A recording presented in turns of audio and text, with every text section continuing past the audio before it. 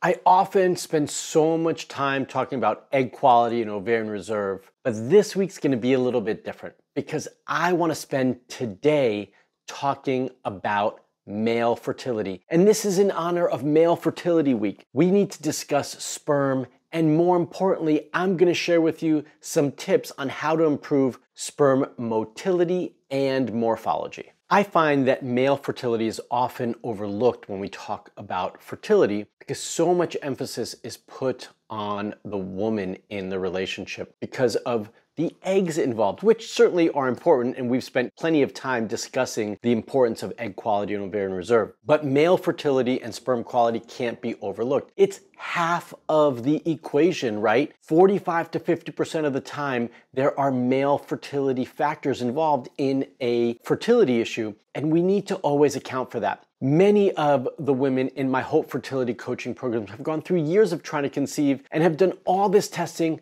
and yet I often find that a semen analysis has not been done. And that's just not the right way to move forward. So today's video, we're gonna dive deeper into this topic about male fertility and motility and morphology as we discuss a semen analysis. So in this week's video, I'm gonna share some easy tips that all the men can start to do and incorporate to make some real changes to affect their sperm quality. Now, if you're a man watching this video, good for you for taking responsibility. And if you are the woman watching this video and you're not sitting next to your husband or partner as well, then I want you to make sure you share this video with them so that they can start to learn how to take responsibility for their sperm quality. Before we get started, I do want to give a quick shout out to the sponsor for this week's video, Fairhaven Health.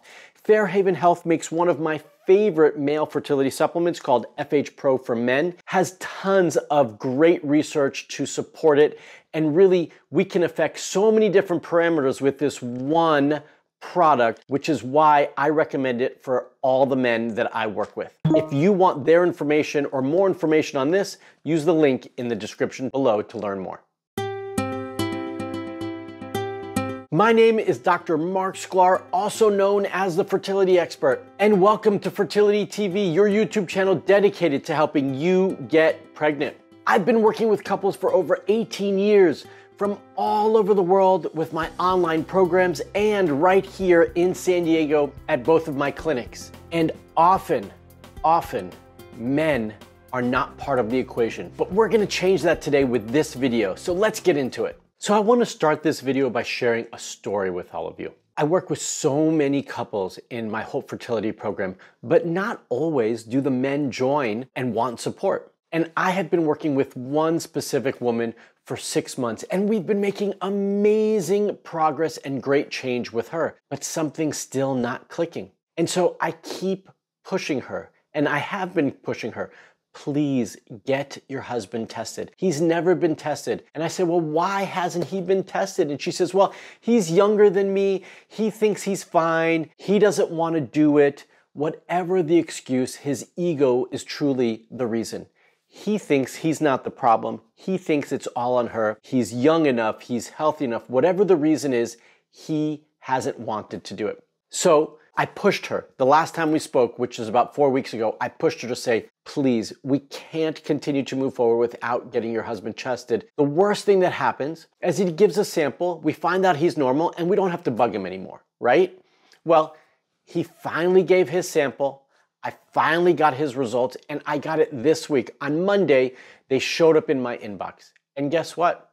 Every parameter is off. His concentration, his motility, his morphology, all of them below normal range and in not the ideal parameter. And so for all this time, he hasn't been taking this responsibility. She's been putting all that responsibility on her shoulders, making great progress, and no wonder they haven't been able to get pregnant. So I want to really encourage all of you watching, every single one of you, if your partner, if your husband, if you are the man watching and you've been resistant and letting your ego get in the way and you haven't been tested, shame on you. I want to ask you right now, go get a semen analysis. Go prove yourself right. Go show us all that your sperm are fine and that there's no issues and that we can move on doing all the other things that we were doing. And if not, then start to take responsibility for your portion of the fertility journey. Okay? Get up, get tested, let's get the results, and let's make changes. And that's what we're going to talk about today, is making changes and simple changes as it pertains to male fertility parameters, concentration or count, motility, and morphology. And I should also mention that if you do your semen analysis and it comes back healthy, that's not an excuse for eating poorly. That's not an excuse for not exercising. That's not an excuse for bad habits, drinking, smoking, whatever it is. It's not an excuse, okay? Just because your semen analysis came back normal now doesn't mean it can't come back abnormal in the future. So you still need to be proactive and take care of yourself for your health and for your future child. So if you want to learn more about all the different parameters of a semen analysis, what it all means, how to look at it, then I have several videos I've already created on this topic. You can go ahead and check them out right here or using the link in the description below. But this video, I want to spend some time talking about tips, things that you can practically do to start to make changes and get results. And the first part of that has to do with timing. How much time does it actually take to make a significant change and progress in any of those parameters in a semen analysis to improve the quality of the sperm that you are producing?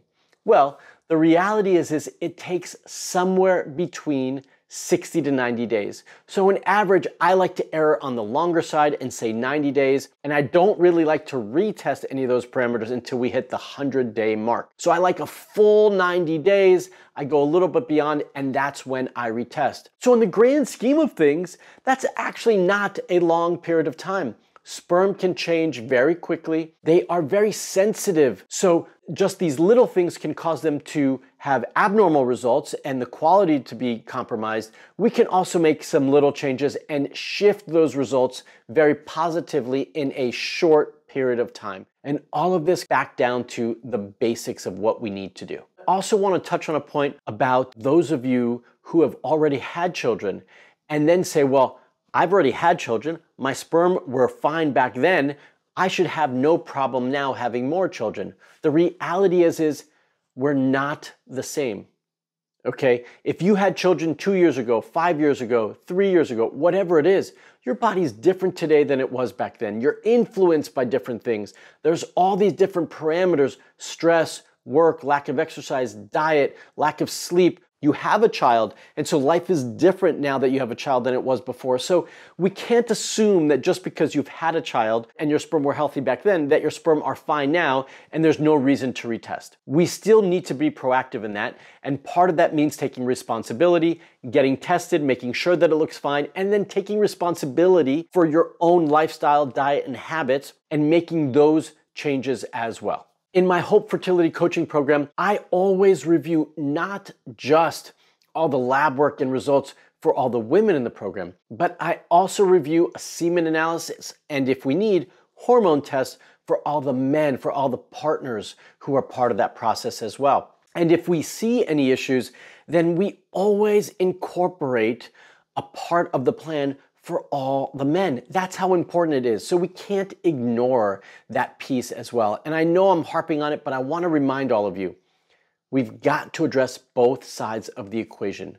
No one side is more responsible or needs to take more responsibility for this process. It should be a joint shared goal of fertility, nourishment, and to get pregnant. It should be a joint process for both of you. All right, so I want to talk about the 3 areas that we need to start to look at to evaluate if they're impacting male fertility. So the first one is medical issues. What are some medical issues that may be impacting your male fertility, your sperm quality? Well, there's chromosomal defects. I took some notes here so I don't forget what to say to you. There are digestive issues like celiac disease that can impact it. Hormonal imbalances, that's an obvious one, right? So if we've got low testosterone levels, high estrogen levels, these can absolutely impact male fertility and sperm quality. Medications, if you have a pre-existing condition that you're being medicated for, those medications can absolutely impact the quality of your sperm. Now, not all of them, but some of them absolutely can. Conditions such as a varicocele, which is a varicose vein in the testes, and obviously STDs. One of the more common mistakes that I often see, and I see this repeatedly every year, is that I have men who come in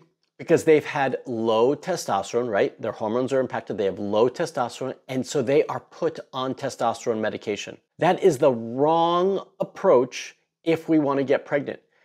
Testosterone medication can absolutely and dramatically impact negatively your sperm quality and count. I see this repeatedly, okay? So we do need to be careful of that. Now, there are natural ways and other ways that we can address testosterone. I've talked about that in several different videos, but I want all of you to be aware that taking testosterone medication is not the appropriate thing to do if you've got low testosterone and you're trying to conceive. Another big variable that may impact your sperm quality, and hopefully it's just temporary, is viral infections, right? If you contract a virus and you spike a high fever for any extended period of time, odds are that your sperm quality and count are going to be impacted, and often dramatically, and we need time for that to recover. So bear in mind those medical variables, those medical conditions that could impact your fertility. Number 2 is lifestyle issues. So are you living a healthy lifestyle? What do we mean by that? Well,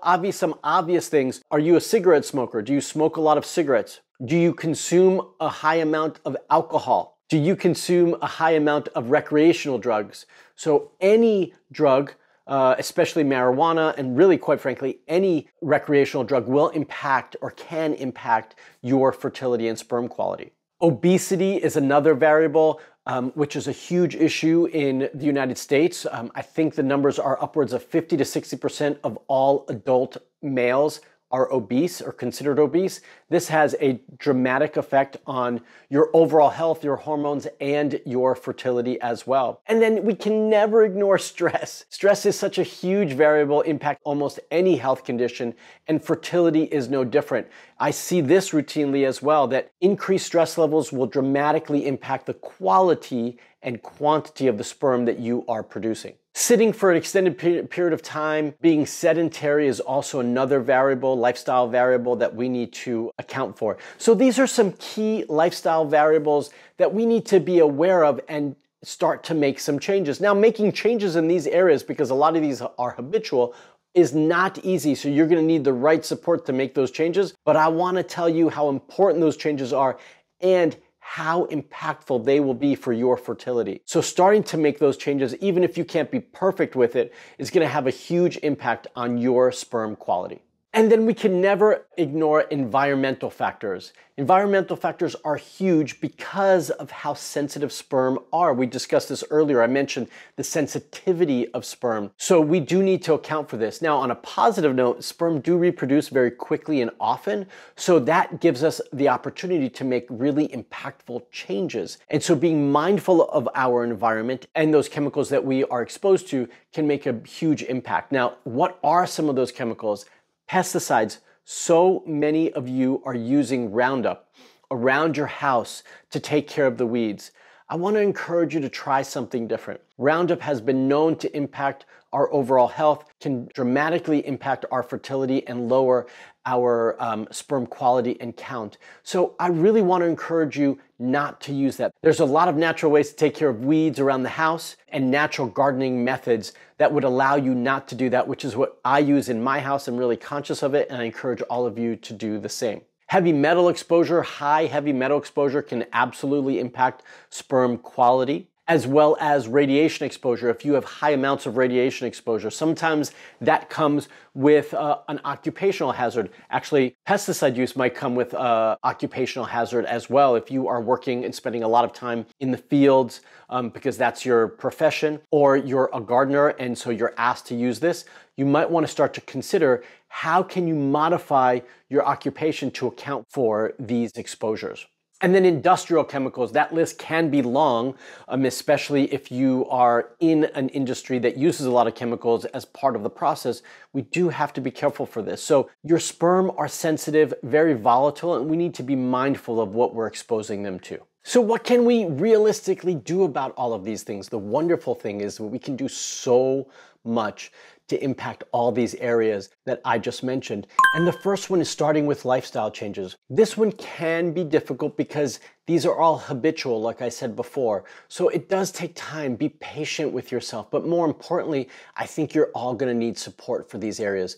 You need someone to help guide you through these things and to push you and, more importantly, hold you accountable. So I encourage all of you to find a coach who can help you manage these things. If you need better exercise routine, then find a personal trainer who can help you with that. If you need more guidance in one or more of these areas, you need a coach to help push you through that, not only to lay out the plan, but to hold you accountable to make sure that you're able to achieve that. If you're drinking too much alcohol, using recreational drugs, that needs to stop. These are all lifestyle changes that need to start to shift, and that's going to need some considerable support to get you through that. One of the amazing things about many of the things that I just mentioned is that taking a few supplements, nutraceutical supplements, can actually have a huge impact to support that, because they can be, if you're taking the right ones, full of antioxidants and the right micronutrients to give your body and your sperm the right support and nutrients that they need, which is why I included as part of this video the FH Pro for Men that I discussed in the opening of this video. Fairhaven Health, yes, they are a sponsor to this video, but more importantly, they produce an amazing product with research-backed evidence to support the use of these nutrients for sperm quality and sperm count. So it is a great product that you can use, and one of the benefits about it is that it's all in one. Now, there still might be some things you want to add in, but this is a great start, and often, for many of you, all that you need. For tip number 3, I want to talk about your testicles. Well, and if all the women are watching, it's not your testicles, it's your partner's testicles. The reality is when they are impacted by the environment, by sedentary sitting, they can get too hot.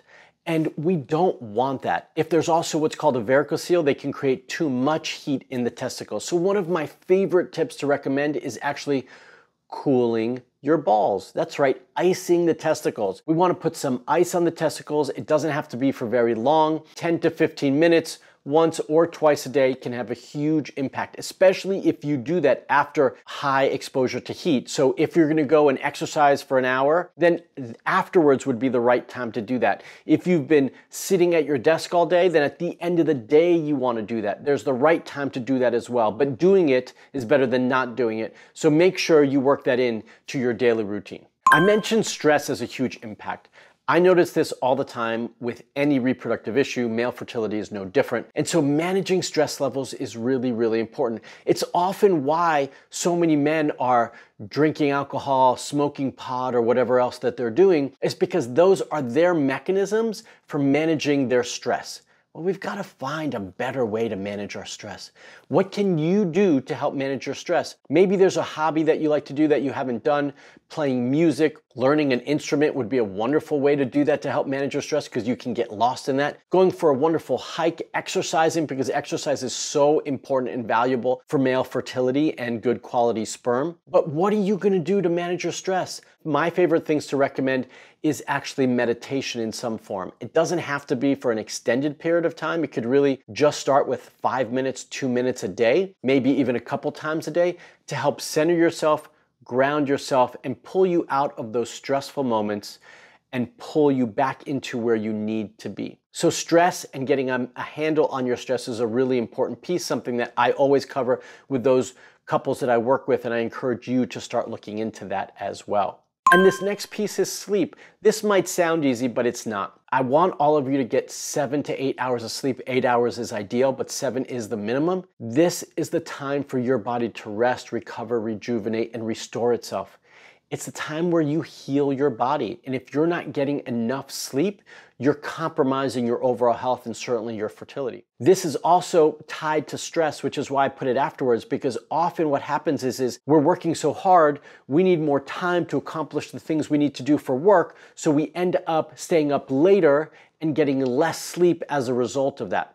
We can't compromise our health in this fashion. Sleep is one of the most important foundational things you can do, and I encourage you to start to create a better sleep routine and get a minimum of 7 hours of sleep every night. My 6th tip has to do with diet. I'm gonna keep this simple. I spend a lot of videos talking about diet, so you can always go back and reference those. But I wanna encourage all of you to make a couple of key changes when it comes to your diet. First and foremost, for all of you out there, I want you to minimize your exposure to soy. So I want you to get rid of adding soy or tofu into your diet because it is higher in estrogen and men don't need that higher exposure to estrogen. I also want to encourage you to eat organic animal products because there is typically added hormones to the conventional meats, and that can have a negative impact on your hormone system as well. And number two, I want you to increase your healthy fats. Most of us are not getting enough healthy fats. We might be getting a lot of terrible fats and bad fats, but we need to increase our healthy fats. So making sure that you're incorporating avocados, olive oil, coconut oil. I'm okay with butter as well. Like really incorporating those into your diet in a conscious manner so you can start to nourish your body in a different way. And my little extra tip, I wasn't going to include this, but I decided to add this in, is that anytime we're dealing with male fertility and compromised sperm, sometimes they need a better vaginal environment, right? Better cervical mucus to help promote the sperm to get to where they need to go. And this is where Baby Dance comes into play. This is a lubricant that the woman uses to help create a better cervical environment for the sperm to swim. It keeps the sperm in a good environment to get to where they need to go. It's pH balanced, it's non-toxic, and it's fertility friendly. So these are the main tips that I want to share with all of you. I gave you 6 main ones, and then I added in the extra one of Baby Dance. Baby Dance is actually also produced by Fairhaven Health. You can get that all with the links in the description below. So if you and your partner are 35 or older, or have been trying for longer than 6 months, you might need a little bit more of a customized approach to get you the results that you're looking for. You might need a different perspective on your supplements, on your diet, on your lab work. You might also need a little extra push, encouragement, and accountability to get you where you want to be. If this sounds like you, if you need a little extra support, a new perspective, and more guidance to get to where you want to be, then you might be a perfect candidate to join my Hope Fertility Coaching Program. If you're interested in joining that program, I encourage you to apply to see if you qualify to work with me and my team. The link is in the description below. So what did you learn in this video? I want to hear from you. Comment below and let me know.